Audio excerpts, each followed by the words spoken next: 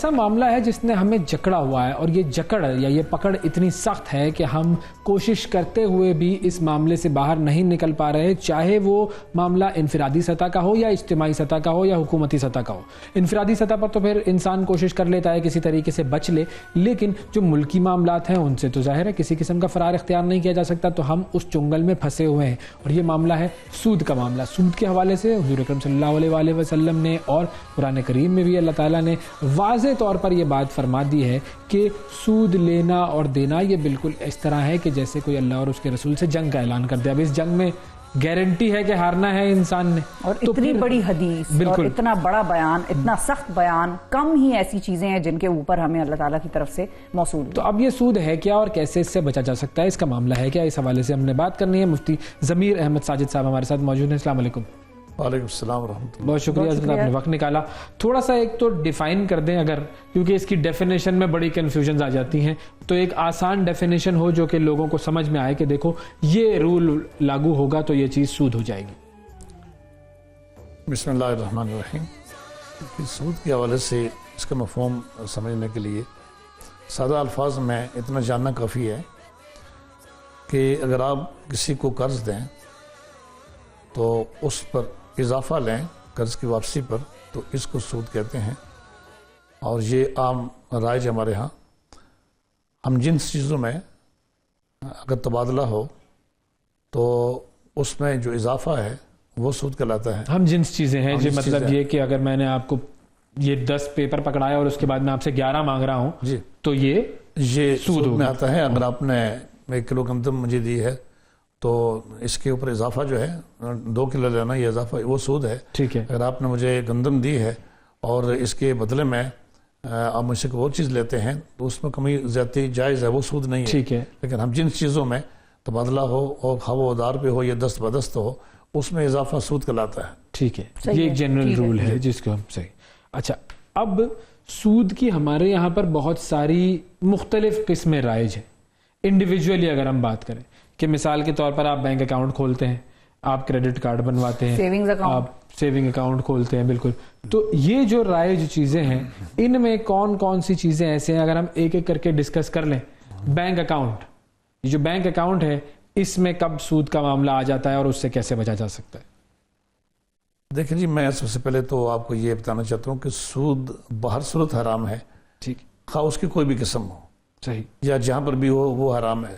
اگر بینک کے حوالے سے آپ بات کرتے ہیں تو جو بینک بھی سودی بینک ہیں، سود پر چل رہے ہیں تو وہ حرام ہے، یہ کاروبار حرام ہے بینک کا، اور اس میں شرکت کرنا ظاہر وہ بھی حرام کے زمرے میں آتی ہے۔ ٹھیک ہے۔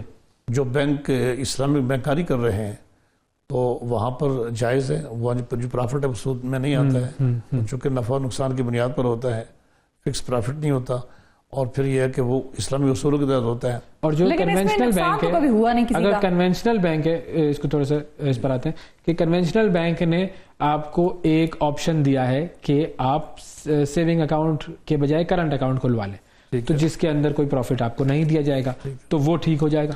کرنٹ اکاؤنٹ میں تو یہ ہے کہ آپ سود نہیں لے رہے کسی سے، لیکن اگر وہ بینک سودی کاروبار کر رہا ہے تو آپ اس میں اس لحاظ سے تو شریک ہوگے کہ آپ نے بینک میں پیسہ اس میں استعمال ہو جائے گا، تو وہ آپ اس میں اس لحاظ سے شریک ہوئے، چونکہ حدیث پاک جو سامنے رکھتے ہیں ہم کہ نبی اکرم صلی اللہ تعالی وسلم نے فرمایا کہ سود لینے والے، سود دینے والے، سود کا کھاتا لکھنے والے اور اس پر جو گواہ ہیں، یہ سب ان پر اللہ کی لعنت ہے۔ بالکل۔ تو پھر وہ اگر آپ اس پہ پیسہ انویسٹ کرتے ہیں، بے شک آپ سود لیتے نہیں ہیں تو آپ اس میں شریک تو ہوگے۔ بالکل۔ تو اس سے جتنا جو سودی بینک ہے بحصورت وہاں پر جیسے بھی شرکت ہے اس میں آپ اللہ تعالیٰ کی ناراضگی کا سامنا کریں گے۔ ٹھیک۔ اچھا، اب جو ہمارا جو اسلامک بینکس ہیں یا جو اسلامک آپ کو کہتے ہیں کہ بھئی بلا سود قرضے یا بلا سود معاوضہ جو ہے، وہ اس قسم کی کچھ نعرے وارے ہوتے ہیں، ان کے سلوگنز ہوتے ہیں اشتہاروں میں، لیکن وہ ہمیشہ یہ بات کرتے ہیں کہ ہم اگر نقصان ہوگا تو نقصان آپ کا ہوگا، پروفٹ ہوگا تو پروفٹ آپ کا ہوگا، لیکن اس بینک میں نقصان کبھی کسی کا ہوتا نہیں ہے۔ تو کیا یہ صرف اپنا پروڈکٹ بیچنے کے طریقے ہیں، یا وہ لوگ واقعی حتمی طور پر وہ بلا سود کا نظام کوئی ایسا بنایا ہوا ہے انہوں نے جو فالو کرتے ہیں، یا یہ کنونشنل بینکنگ ہی کر رہے ہیں لیکن کہتے ہی ہیں کہ ہم اسلامک بینکنگ کرا رہے ہیں؟ ہاں، یہ خبریں تو ہم سنتے رہتے ہیں کہ بہت سے بینک ایسے ہیں کہ جو کہتے ہیں کہ ہم اسلامک بینکنگ کر رہے ہیں، غیر سودی نظام ہے، لیکن ان کا نظام غیر سودی نہیں ہوتا، درپردہ وہ سودی نظام پر چل رہے ہوتے ہیں. اگر ایسا ہے تو پھر تو باہر صورت یہ بھی زیادتی ہے. وہ تو درپردہ تو پتہ ہی نہیں چل سکتا کسی کو. عام انسان کو تو پھر نہیں ہو. ہاں پھر وہ بھی ایک قسم کا دھوکہ ہے کہ نظام سودی ہے اور اس کو لیبل لگایا ہوا ہے کہ یہ غیر سودی نظام چل رہا ہے. تو ایسے بینک جو کہتے ہیں کہ نفع، ہاں آپ نے جو بات کی تھی نفع نقصان کے حوالے سے، لیکن جو واقعی غیر سودی نظام پر چل رہے ہیں اور جہاں پر اسلامک بینکنگ ہو رہی ہے، وہاں اگر کسی کو نقصان نہیں ہوتا تو اس کا مطلب یہ نہیں ہے کہ وہ نقصان کیوں نہیں ہوا. نقصان کا احتمال ہوتا ہے کہ نقصان ایسا تو اس میں آپ کو شامل کریں گے. اگر نقصان ہو گیا تو آپ کو شامل کریں گے. نقصان ہو بھی سکتا ہے، نقصان نہیں بھی ہو سکتا ہے، یہ بھی ہو سکتا ہے بالکل. اب کبھی آپ کو نقصان نہ ہو، لیکن اگر نقصان ہوتا ہے تو اس میں آپ کو شریک کریں گے. ٹھیک. تو اب جو معاملہ ہوتا ہے کہ آپ بینک سے گاڑی نکلوائیں یا مضاربہ گھر مورٹگیج کروائیں، تو یہ معاملہ بھی پھر اسی رول کے تحت نہیں. یہ اس لحاظ سے جو گاڑی جو ہے وہ اور چیز ہے. اچھا، گاڑی قسط پہ بینک سے لیتے ہیں یا کسی بھی، ہاں جو ہمارے اسلامی بینک ان سے لیتے ہیں، گاڑی لیتے ہیں تو وہ قسط پر اس کی قیمت زیادہ دینا پڑتی ہے. لیکن چونکہ یہ اجناس مختلف ہے، ایک طرف کیش ہے دوسری طرف گاڑی ہے، یہاں پر جو اضافہ وہ سود نہیں ہے، وہ سود نہیں ہے. اس لیے قسط پر جو گاڑی ہے وہ لے سکتے ہیں، شرعاً جائز ہے، اس میں کوئی قباحت نہیں. اور گھر جو وہ مورٹگیج کی ایک ہے، وہ باہر ملکوں میں تو بڑا عام ہے، ادھر کے لوگوں نے اس پہ مجبوراً فتوے بھی لے لیے ہیں کہ بھئی اب مجبور ہیں اگر آپ اس نظام کے تحت اور کچھ نہیں کر سکتے تو وہ ٹھیک ہے. لیکن اسی قسم کا نظام ہمارے یہاں کون سے کوئی مجبوری سے؟ ہمارے یہاں وہ مجبوری نہیں ہے. جیسے یورپ میں کسی لوگوں کے پاس بس گھر ہی ہوتا ہے، اگر وہ گھر نہیں ہے تو سمجھ لے کہ اس کی زندگی خطرے میں ہوتی ہے. اس لیے وہاں کچھ علماء نے ایک گھر کی حد تک فتویٰ دیا ہے کہ وہ کر سکتے ہیں. اور دوسرا اس کے وہ لینے میں کئی اور معاملات بھی ہیں جس کی بنا پر ہمارے کا فتویٰ ہے. لیکن پاکستان میں وہ فتویٰ لاگو نہیں ہو سکتا ہے. پاکستان میں مورٹگیج نہیں لے سکتے، وہ سودی ہے اور وہ حرام ہے، کسی صورت میں نہیں لے سکتے آپ. وہ لیکن ظاہر اگر اسلامک بینک سے ہو، کیونکہ اس میں بھی پھر بینک میں بھی تو یہ معاملہ ہے، جو گھر میں بھی یہ معاملہ ہے نا کہ آپ نے پیسے دیے اور آپ لے رہے ہیں گھر، تو اجناس تو مختلف ہو گئی. نہیں، وہ تو گاڑی کی بات نہیں کرتے، وہ تو آپ پیسے لیتے ہیں نا، آپ پیسے لیتے ہیں ان سے اور اس کا گھر بناتے ہیں. قرض ہے بیسیکلی، جو قرض لیتے ہیں آپ، قرض جو ہے وہ تو سود ہے، اس پہ اور اگر انسٹالمنٹس ہوں گھر کے لیے، کوئی بینک کی اونرشپ میں ہے، آپ نے بینک کو تھوڑا تھوڑا پیسے دینے ہیں اور وہ گھر آپ کے نام ٹرانسفر ہو جائے گا. انسٹالمنٹس والی جس طرح گاڑی ہوتی ہے. جی ٹھیک ہے، لیکن وہ چونکہ آپ نے کیش لینا ہے، جو کیش کی صورت میں انسٹالمنٹس تو آپ پے کروا رہے ہیں، لیکن اس پر جو اضافہ دیں گے آپ، وہ سود ہوگا. ٹھیک ہے. پھر وہ اسلامک بینکوں نے پھر یہ سسٹم نکالا ہے کہ وہ اپنے نام پر رکھتے ہیں وہ گھر اور آپ اس کا رینٹ دے رہے ہوتے ہیں. وہ پھر انہوں نے سسٹم پورا ڈیفرنٹ کر دیا. سسٹم ہے، اگر وہ اسلامک بینکنگ کا ہے تو وہ ٹھیک ہے، اس لحاظ سے وہ ٹھیک ہے. صحیح. اچھا جی میرا ایک سوال ہے علامہ صاحب، اور وہ بڑا ایک بیسک سا سوال ہے. ہمارے یہاں ملک میں اتنے احتجاج ہوتے ہیں، ہر بات پہ احتجاج ہوتا ہے، مختلف طبقے جو ہیں وہ سامنے آ جاتے ہیں اور وہ کہتے ہیں ہمارا یہ مطالبہ ہے آپ پورا کریں. اب حکومت سے تو ہم چلیں یہ امید نہیں رکھتے کہ وہ سود کے نظام کو ختم کرے. ہو سکتا ہے واقعی طور پر ہم اتنے جکڑے ہوئے ہوں انٹرنیشنل دنیا کے ساتھ، ہمارے ایسے معاملات ہوں کہ وہ نہ کر سکتے ہوں.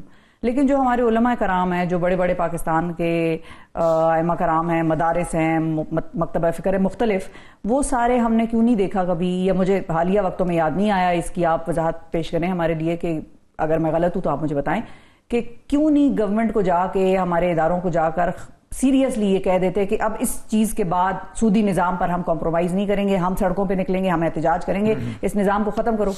آپ چاہیے ایک اور احتجاج ہو اور اس معاملے پہ بھی ہو، اس پہ ہو. جی ہاں، جہاں تک احتجاج کا تعلق ہے، آپ کو پتا کہ احتجاج سے کبھی مسئلے حل نہیں ہوتے ہیں. جس بھی ملک میں کوئی سسٹم خراب ہو اور اس کو سسٹم ٹھیک کرنے کی ضرورت ہوتی ہے، وہ اسے ٹھیک کیا جانا چاہیے. اس حوالے سے میں آپ کو خدمات کا ذکر کرنا چاہتا ہوں، شاید آپ کے مطالعہ سے کبھی نہ گزرا ہو. اسلامی نظریت کونسل پاکستان نے ایک مرتبہ نہیں، اس متعدد بار سفارشات پیش کی ہیں کہ یہ پاکستان سے سودی نظام کو ختم کیا جائے اور غیر سودی نظام کو رائج کیا جائے. غیر سودی نظام جو اسلامی نظام ہے اس میں سود سے زیادہ فائدہ ہے اور حلال بھی ہے، اور دنیا کے 200 ادارے بتائے ہیں گنوا کر کہ جہاں وہ غیر سودی نظام پر چل رہے ہیں اور ان کا پرافٹ سود سے زیادہ بھی ہے اور وہ حلال بھی ہے. اس کے علاوہ قانونی جنگ بھی لڑی ہے کہ آپ کو پتا ہے کہ وفاقی شرعی عدالت نے فیصلہ دیا ہے سود حرام ہے، اس ملک میں سود نہیں ہونا چاہیے. تو کچھ مشکلات لوگوں کی ہیں غالباً وہ اس کو چینج نہیں کر سکتے ہیں، لیکن میں نے سنا کہ چینج کریں گے، لیکن آپ کی بات سے میں ایگری کرتا ہوں۔ انہوں نے کچھ سال دیے ہیں کہ اتنے سالوں میں ہم کر دیں گے، اب وہ کون جیتا ہے تیری ظلم کے یہ ایسا بالکل نہیں ہونا چاہیے، اور سود یکسر تبدیل ہونا چاہیے۔ یہ بہت بڑی نوست ہے سود کی وجہ سے، جو پاکستان پر جو نوست آتی ہے، یہ جو خلق خدا کو تکلیف ہوتی ہے، اور یہاں پر یہ بد نظمی ہے، معاشی بدحالی پھیلی ہوئی ہے، یہ انہی نوستوں کی وجہ سے ہے۔ اور بالکل آپ کا کیا کہنا بجا ہے کہ اس پر شدید رد عمل ہونا چاہیے، لیکن بہر صورت ایک قانونی رد عمل تو ہو گیا ہے، اور امید کی جا سکتی ہے کہ اس کے نتیجے میں کوئی بہتر نظام آئے گا اس کے بعد۔ لیکن اب ظاہر ہے اب حکومت قانون پر عمل نہ کرے یا عدالت کے فیصلے پر حکومت نہ عمل کرے تو پھر کیا ہو سکتا ہے؟ بنیادی چیز تو یہی پھر تو احتجاج، مطلب میں اس لیے وہ کہہ رہی ہوں کہ دیکھیں ہر طبقے کا اپنا ایک ویلیو ہوتی ہے، ہر ایک کا اپنا سٹیچر ہوتا ہے۔ علماء کرام کا تو پاکستان میں ویسے بڑا سٹیچر ہے، ان کے آگے تو کھڑا کوئی نہیں ہو سکتا، تو لیکن ہم کیوں نہیں کر سکتے پھر احتجاج؟ بات یہ ہے کہ چلے ہم نے ان پر ذمہ داری ڈال دی، ہم یہ کیوں کہتے ہیں کہ ان کی ذمہ داری ہے؟ سود سے تو ہر مسلمان متاثر ہو رہا ہے، وہ خود بھی کرے۔ ہمارا طبقہ کوئی نہیں ہے نا، ہم میڈیا والوں کو کہیں گے اینکر چار اینکر ہمارے ساتھ آ کے کھڑے ہو، جو اس کی ویلیو کوئی نہیں ہے، ان کی تو اہمیت الگ ہے۔ میں اس لحاظ سے بات کر رہی ہوں، میں وہ نہیں کہہ رہی کہ ہماری ذمہ داری نہیں ہے، وہ تو ہے، لیکن ان کا سٹیچر اور ان کا ملنا اور مل کر سامنے آنا وہ ایک الگ فورس بن جاتی ہے۔ بس یہ احتجاج رہ گیا ہے، باقی اور کوئی کسر رہی نہیں ہے۔ بس یہ آئیڈیا آپ کو میں نے دے دیا ہے، یہ احتجاج رہ گیا کیونکہ علماء نے لکھا بھی ہوا تھا اس کے اوپر قانونی بحث بھی ہے، قانونی طور پر عدالت میں بھی گئے ہیں، عدالتوں سے جیتے بھی ہیں، اب احتجاج باقی رہ گیا ہے، بس وہ بھی کر کے دیکھ لینا چاہیے تاکہ اللہ کرے کہ کچھ سبیل نکلا ہے۔ بہت شکریہ ادا کریں گے مفتی سمیر صاحب، آپ کا وقت دیا آپ نے، اور ظاہر ہے یہ معاملہ ایسا ہے کہ جو ہم نے شروع میں بات کی تھی کہ جنگ ہے اللہ اور اس کے رسول سے، تو جب جنگ ہے اللہ سے اور اس کے رسول سے تو اس میں تو ہار ہمارا مقدر ہے، جو جنگ شروع ہونے سے پہلے ہی لکھ دی گئی ہے، تو ایسی جنگ لڑنے کی طرف ہم کیوں جائیں کہ جس میں ہمیں پتہ ہو کہ ہمیں ہارنا ہے؟ ہمیں اس دوسرے راستے پر جانا چاہیے جو کہ اللہ تعالیٰ کا راستہ ہے، جو کہ حضور صلی اللہ علیہ وسلم کا راستہ ہے، جو کہ خالص راستہ ہے، خالص راستہ جو کہ سود سے پاک راستہ ہے۔